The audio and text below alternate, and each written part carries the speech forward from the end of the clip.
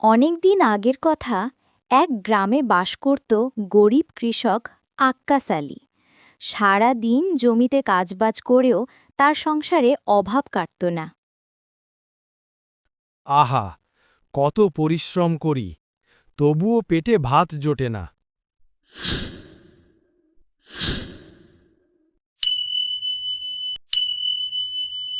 হঠাৎ তার কোদালে কিছু বেজে যায় আর একটা লোহার মতো শব্দ বেজে ওঠে। সেই যখন আরেকটু মাটি খুঁড়ে তখন বের হয়ে আসে একটি সোনার কলস।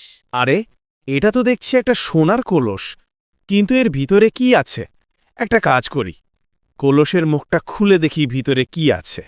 তারপর যখন আক্কাস আলী কলসের মুখ খোলে, সে দেখে কলস ভর্তি খালি সোনার মোহর আর মোহর। এত সোনা আমি তো স্বপ্নেও ভাবিনি, কিন্তু যদি লোকেরা জেনে যায় তবে তো সর্বনাশ। তারপর সে সবকিছু আগের মতো রেখে বাড়িতে চলে যায়, কারণ যদি কেউ একবার এই ব্যাপারে জেনে যায় তাহলে অনেক বড় সমস্যা হয়ে যাবে। আজ তো প্রচুর কাজ করেছি, এখন ঘুমিয়ে পড়ি। কালকে সকালে আবার তাড়াতাড়ি ঘুম থেকে উঠে গিয়ে কাজ করতে হবে। ঘুমানোর পর দেখা যায় সে একটি জঙ্গলে চলে গেছে, আর তার সামনে দাঁড়িয়েছিল একটি দাড়ি গোফওয়ালা ঋষি। আক্কাস আলী, ভয় পেও না, এই সোনা তোমার পরিশ্রমের পুরস্কার। তবে মনে রেখো, লোভ করলে সোনা চিরতরে হারাবে। জি গুরুদেব, আমি বুঝতে পেরেছি। এরপর আক্কাস আলী ঘুম থেকে ওঠে এবং বুঝতে পারে এটা তার স্বপ্ন ছিল। ঋষি তো বলেছে আমি গুপ্তধন ব্যবহার করতে পারব, তাহলে তো এখন থেকে আমার আর কোনো কিছুর অভাব থাকবে না। একটা কাজ করি, একটি মোহর এনে বাজার সদাই কিনে আনি। এরপর সে আবার তার জমির উদ্দেশ্যে বের হয়ে পড়ে, কারণ ওখানেই যে আছে সোনার গুপ্তধন। সেখানে গিয়ে সে একটি সোনার মোহর নিয়ে আসে, আর সে চলে যায় তাদের সাপ্তাহিক হাটে। হাটে গিয়ে সে তার বাজার সদাই নিয়ে বাড়িতে আসে এবং তার পরিবার অনেক খুশি ছিল। কিন্তু তাদের এলাকায় রঘু নামের একজন মহাজন ছিল। তার নজর পড়ে আক্কাস আলীর উপর। আরে ওই ফকিন্নির পুলা কাইসা, হ্যাতার ভাব দেখেই তো বাঁচি না। এই 2 দিন আগেই তো আমার এখানে কামলা দিয়া খাইতো, আমি তো ঠিকমতো টাকাও দিতাম। ওরে নজরে লাগতে হবে, ও এত টাকা কই পায় দেখতে হবে। এরপর থেকে মহাজন আক্কাস আলীকে ফলো করতে শুরু করে, এটার দেখার জন্য যে সে এত টাকা কই পায়। সে পিছু করতে করতে আক্কাস আলীর সম্পদের হদিশ পেয়ে যায় এবং লুকিয়ে সব কিছু দেখতে থাকে।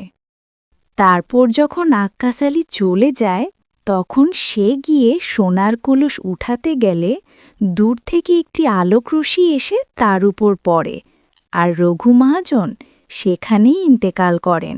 এই ঘটনার পর গ্রামের সবাই সেই সোনার কলসের ব্যাপারে জেনে যায়, কিন্তু কেউ আর সেটাতে হাত দেওয়া সাহস পায় না। তারা খুব ভালো করেই বুঝে যায় এটা শুধু কৃষক আক্কাস আলীর জন্যই নির্ধারিত। আক্কাস আলীও ছিল অত্যন্ত ভালো মনের মানুষ। সে এই গুপ্তধন শুধু তার নিজের কাজে খরচ না করে গ্রামে মসজিদ করে দেয়, শিক্ষা প্রতিষ্ঠান তৈরি করে দেয়।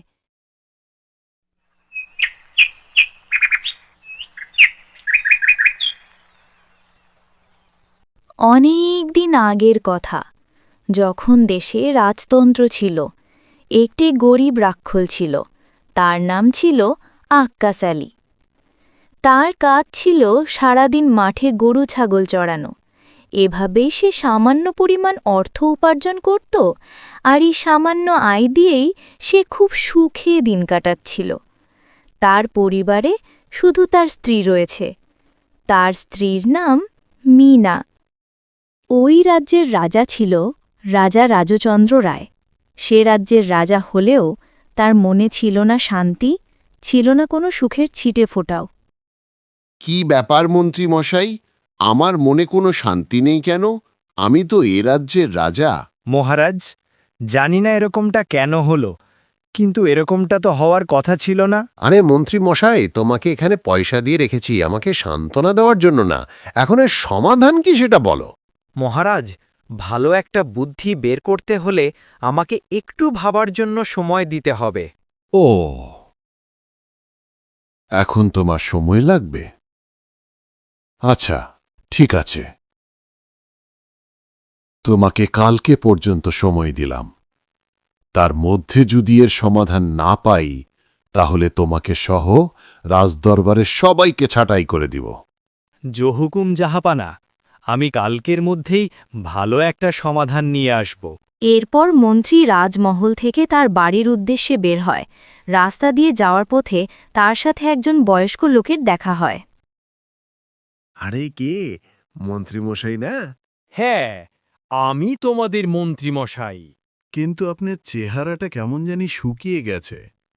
কোনো কিছু নিয়ে টেনশনে আছেন মনে হচ্ছে। হ্যাঁ, তুমি ঠিকই ধরেছ। আমি একটু টেনশনে আছি, তাই এরকম হচ্ছে। তা মন্ত্রীমশাই, আমি আপনার টেনশনের কারণটা জানতে পারি? আমার টেনশনের কথা জেনে তুমি কি করবে? মন্ত্রীমশাই, কাউকে অবহেলা করতে নেই। দেখা গেল আমার ধারাই আপনার সমস্যার সমাধান হয়ে যেতে পারে। আচ্ছা, ঠিক আছে, তুমি যখন শুনতেই চাইছ, বলি। আসলে মহারাজ বলেছেন ওনার মনে কোনো শান্তি নেই। এখন কেন ওনার মনে শান্তি নেই সেটা বের করার দায়িত্ব দিয়েছে আমাকে। এমনকি আমি যদি কালকের মধ্যে সমস্যাটার সমাধান করতে না পারি, তাহলে মহারাজ আমাকে সহ রাজদরবারের সবাইকে ছাঁটাই করে দিবে। ও, এই ব্যাপার। তুমি একটা কাজ করো, কালকে তোমার সাথে আমাকে নিয়ে যাও রাজদরবারে। আমি এর সমাধান করে দিব। কি বলছো তুমি? এই সমস্যা কিভাবে সমাধান করবে? আরে মন্ত্রীমশাই, এত চিন্তা করো না তো। চলো কালকে রাজমহলে।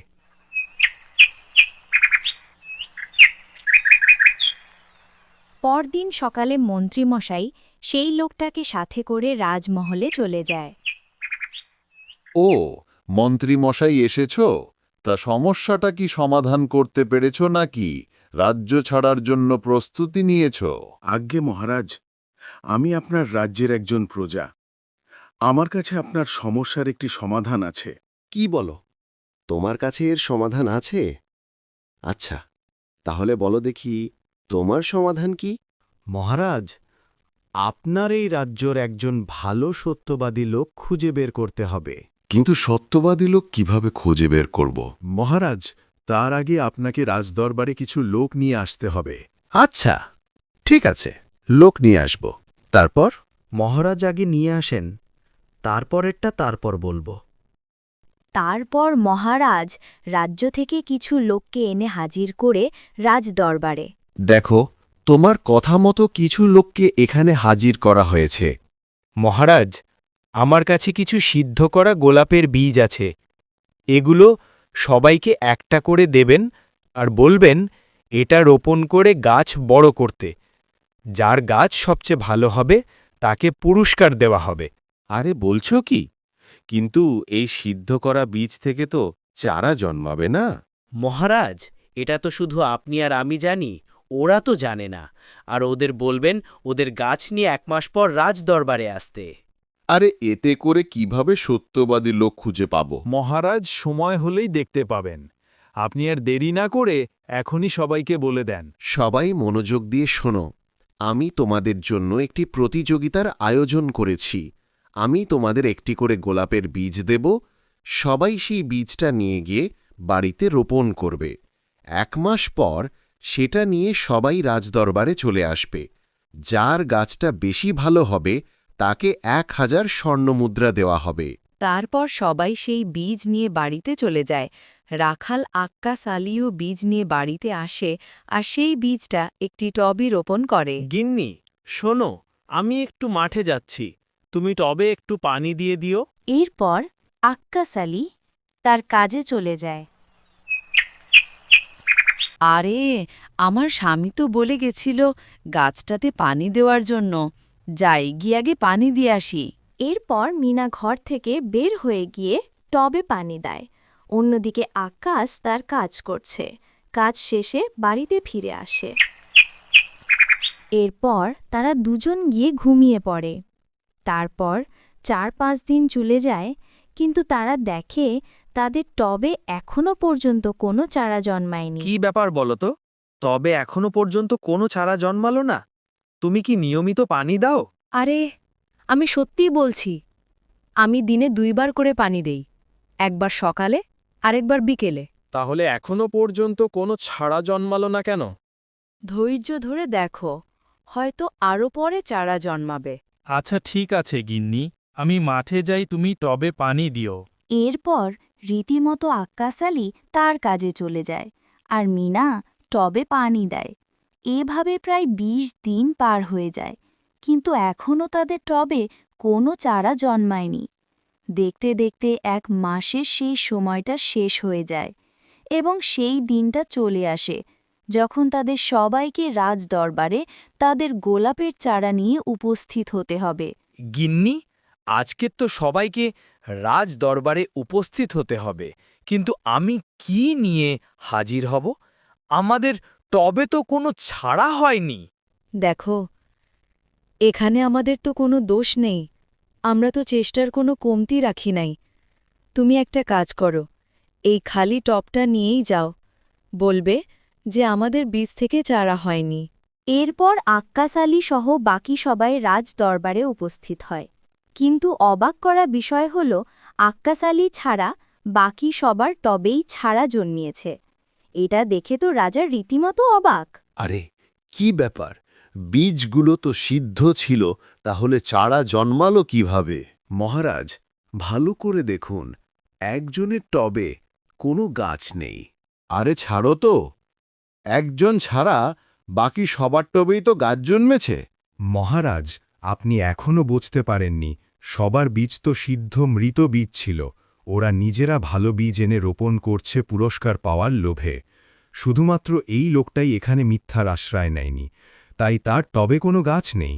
এরপর রাজা বুঝতে পারে লোকটা কতটা সত্যবাদী, আর সে খুশি হয়ে গরিব রাখালকে ১,০০০ স্বর্ণমুদ্রা দিয়ে দেয়। রাজা বুঝতে পারে সে কেন এত অসুখী, কারণ তার রাজ্যের বেশিরভাগ লোকই মিথ্যেবাদী এবং লোভী। তাকে ভালো থাকতে হলে আগে তার রাজ্য ঠিক করতে হবে। তো বন্ধুরা, যারা ভিডিও পুরোটা দেখেছ, ভিডিওতে একটা লাইক করে দাও, এতে করে নতুন ভিডিও বানানোর আগ্রহ বেড়ে যায়। আর কমেন্টে তোমার নামটা লিখে যাও।